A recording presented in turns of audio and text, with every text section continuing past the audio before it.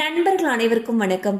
இன்னைக்கு நம்ம இந்த வீடியோல நாளை நடக்க இருக்கும் சூரிய கிரகணம் பத்தி தான் பார்க்க போறோம். அதாவது சூரிய கிரகணம் தெரியும் நேரம் என்ன, சூரிய கிரகணத்தப்போ என்ன செய்யணும், என்ன செய்யக்கூடாது, இந்த மாதிரியான விஷயங்கள் பத்தி இப்ப நம்ம பார்த்திடலாம். சூரியனுக்கும் பூமிக்கும் இடையே நிலவு ஒரே நேர்கோட்டில் வரும் பொழுது சூரிய கிரகணம் ஏற்படுகிறது. அப்போது நிலவு சூரியனின் மீது விழக்கூடிய ஒளியை முழுமையாகவோ அல்லது பகுதியாகவோ மறைத்து பூமி மீது ஒரு நிழலை உருவாக்குகிறது. பொதுவாக ஒரு வருடத்தில் 2 முதல் 5 முறை வரை சூரிய கிரகணம் நிகழும்.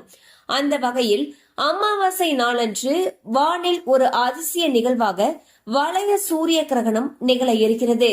அதாவது பிப்ரவரி 17ஆம் தேதியன்று மாலை 3:26 மணியிலிருந்து இரவு 7:57 மணி வரை சுமார் 4:30 மணி நேரத்திற்கு இந்த கிரகணமானது நீடிக்க உள்ளது.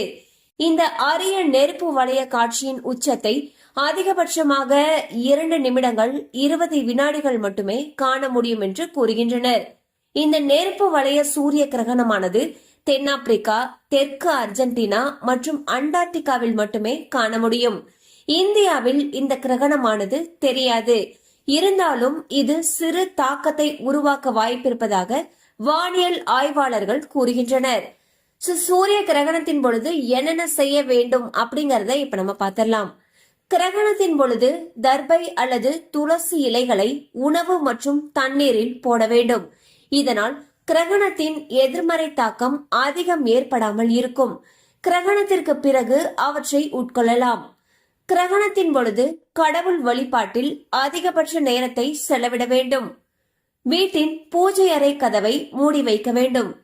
கிரகணத்தின் பொழுது என்னென்ன செய்யக்கூடாது அப்படிங்கறத இப்ப நம்ம பார்த்தலாம். கிரகணத்தின் பொழுது எதிர்மறை ஆற்றல் அதிகரிக்கும். எனவே இந்த நேரத்தில் எந்த ஒரு சுப காரியமும் செய்யக்கூடாது. கிரகணத்தின் பொழுது பயணம் செய்வதை தவிர்க்க வேண்டும். சூரிய கிரகணத்தின் பொழுது உணவு சமைக்கவோ, காய்கறி நறுக்குதல் மற்றும் உரித்தல் போன்ற வேலைகளை செய்யவோ, உணவு உண்ணவோ கூடாது.